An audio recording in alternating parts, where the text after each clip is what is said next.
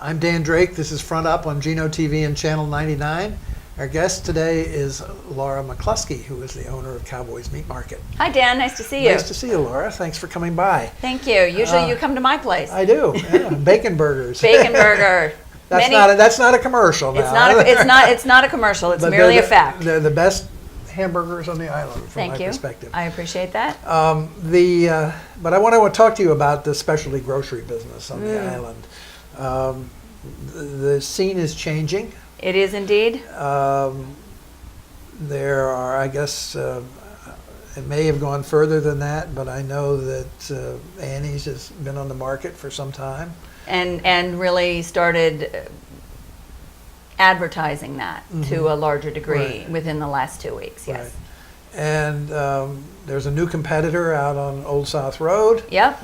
And you've got the Stop and Shop with its expansion has also probably, no pun intended, eaten into the market.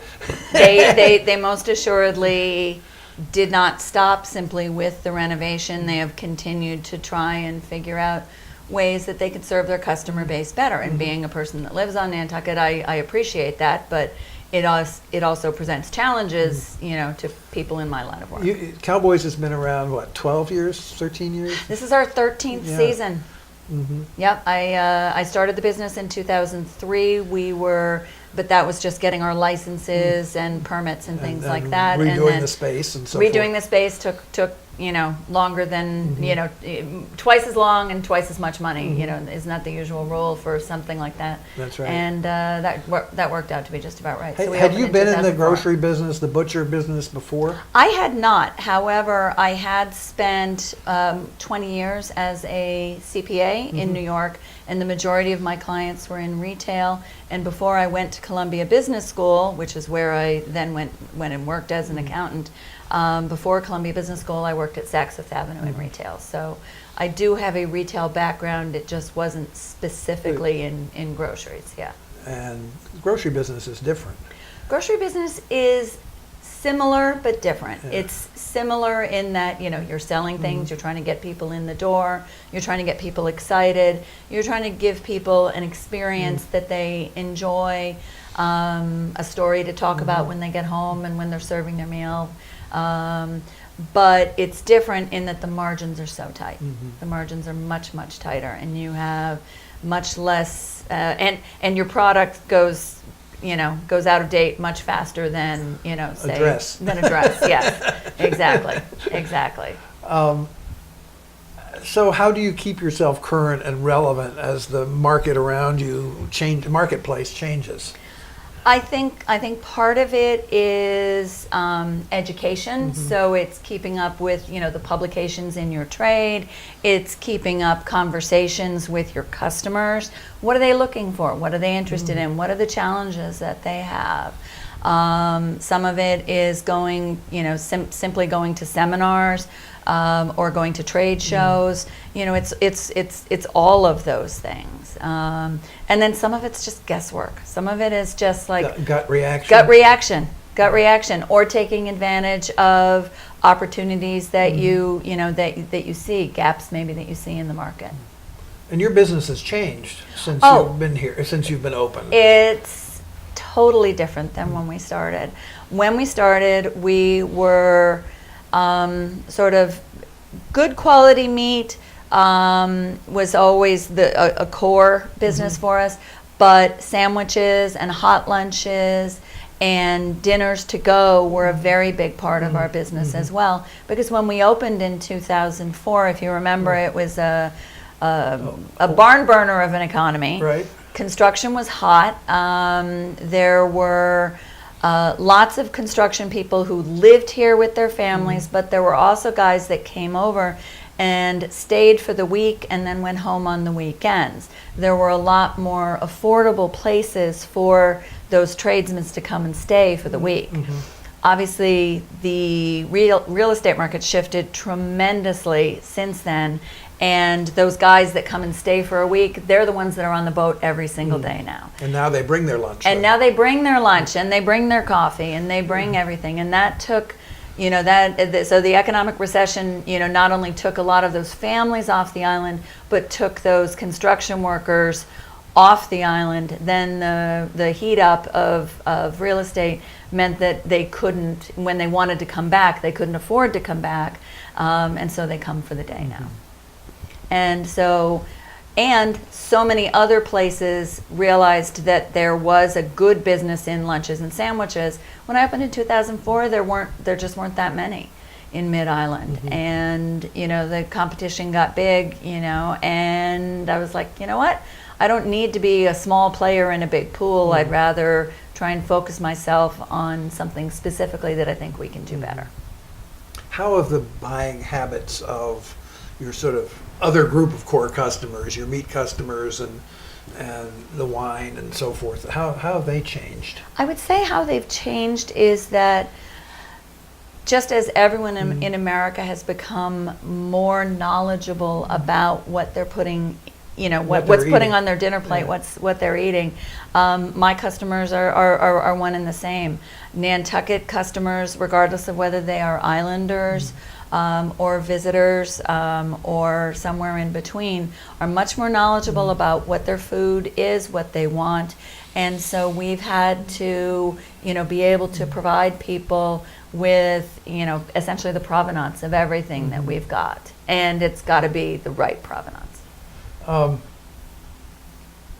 The meats, where do you get the meats from? The majority of my meat comes from Keneally, which is a family-owned business in Brockton and has been owned by the Keneally family. Now they have other investors as well, but the Keneally family remains involved with it, and they've been involved in it for like 100 some odd years. So what makes the beef that they buy and then sell to you different?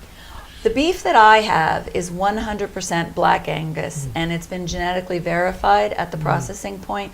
They do a punch test, basically, and which is, again, something crazy, and, you know, it wasn't even available, you know, when I opened. It is now. So they can genetically verify that both the parents of the animal being processed were 100% Black Angus. Because it used to be that the USDA would go, it's a black cow, must be Black Angus. And so obviously Black Angus being a preferred breed and generally sells for more than many other breeds. You know, there were people who were, well, it's a black cow, let's see if we can get it marked as an Angus. Anyway, so all the meat that Keneally sells me is 100% Black Angus, genetically certified. It's pasture fed. It's been humanely raised, and it is also aged, and aging is really important. Anyone that's ever had a piece of deer meat that was on the hoof 2 days ago, and you go, why does this taste like blood? Yeah, aging makes a difference in meat, whether it's deer or cattle or lamb. Not in chicken. Chicken you want to eat fast. But fish. Yeah, and fish, absolutely. But red meat needs to hang and get a little age on it. And so all of my meat is aged at least 28 days, often more. And What is it? I saw something about a wet aged process. What is that? Wet aging simply means that it's been put into vacuum bags. Usually the animals are taken apart straight away into, you know, component parts. Right. Yes, exactly. And so those are then put into zip, you know, not a Ziploc bag, but a vacuum seal bag. And then they're aged on a shelf. Dry aging, it means that it is not put in plastic. It is put in a refrigerated space that usually also involves a dehumidifier. And so the meat shrinks down and the flavors intensify. But either way, the aging results in a better, there are enzymes that do their job, and the meat ends up tasting much better. Did you ever dream you'd be talking about that when you opened the business? I don't think I did. I think I just saw it. I opened it because, as you know, longtime residents here will remember, there's been a series of meat markets on the island, generally one at a time, though. And so before me were the Fraser family. They had J. Peppers, which is where Annie's is right now, which is why there's so much great, well, you know, quick advertisement for that space. Great great refrigeration and freezer space in that building.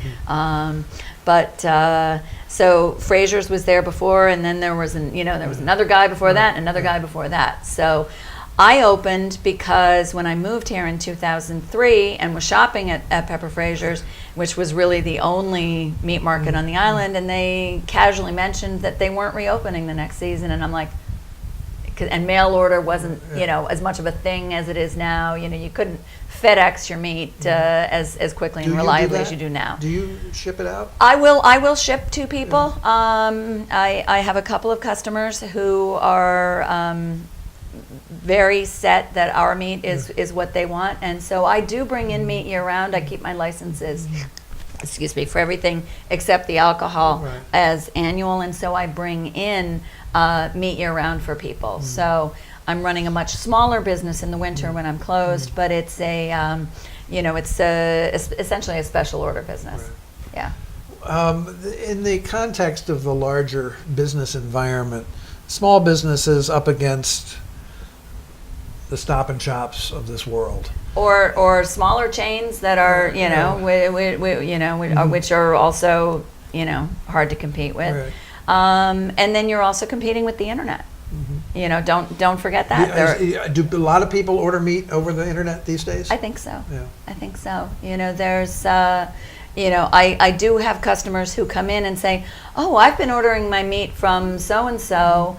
I didn't even realize you were here." And so a lot of people find it a relief to find us, because now they don't have that additional challenge of somebody needs to be at home to sign for the FedEx. Well, they need to sit down and order it and worry about it, and what if it's foggy, what if it's rainy, what if the planes aren't flying, all of that. What do you think of the Amazon Whole Foods merger? What do you think? What kind of impact do you think that's going to have? I think it was approved, I gather, the other day by the FTC. That's what I heard, and I think it's going to be really interesting. I don't know how much Amazon is going to try and change what Whole Foods does. I don't know, what impact having that product available would change Amazon, because Amazon is very much about getting it in, getting it out. But when you start adding things that need to be refrigerated, when you start adding things that have a much shorter shelf life, that are perishable, you're throwing a whole lot of other factors in that make things very difficult. Do I think that the cookies, the crackers, the the other non-perishables that they sell will be easily accessible through Amazon? Absolutely. I'm more concerned about I think it's going to be much harder for them to try and leverage their meat and cheese and so forth. Exactly. Yeah. Exactly. I think that still might be a local challenge. Well, Laura, thank you for sharing these insights with us. Well, if indeed they were insights, then I'm thrilled. And then best of luck in your business as you go forward. Thank you very much. Thanks, Dan.